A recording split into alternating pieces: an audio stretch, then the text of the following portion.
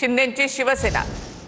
तर ruby hall क्लिनिकमध्ये शरद पवार यांच्या तपासण्या सुरू आहेत। काही वेळापूर्वीच शरद पवारांना रुबी हॉस्पिटलमध्ये आणण्यात आलेलं आहे।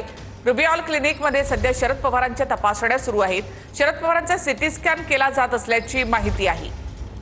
शरद पवार यांना खोकल्याचा त्रास होतोय आणि त्यामुळे त्यांना रुबी हॉल क्लिनिकमध्ये दाखल करण्यात आलेलं आहे। काही वेळापूर्वीच बारामतीवरून त्यांना पुण्यामध्ये आणण्यात आलेलं आहे। शरद पवार यांचा सीटी स्कॅन केला जात असल्याची माहिती आहे।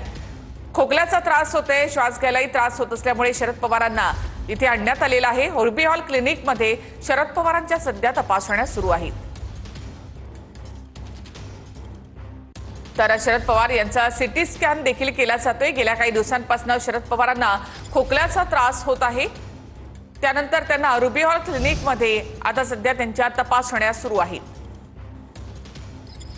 काही वेळापूर्वीच त्यांना बारामतीमधून पुण्यामध्ये आणण्यात आलेलं आहे।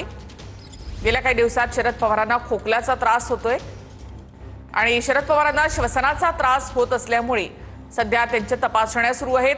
रुबी हॉल क्लिनिकमध्ये त्यांना तपासण्या करण्यासाठी म्हणून आणण्यात आले, तर त्यांचा सीटी स्कॅन केला जात असल्याची माहिती आहे। शरद पवारांना श्वसनाचा त्रास होतोय।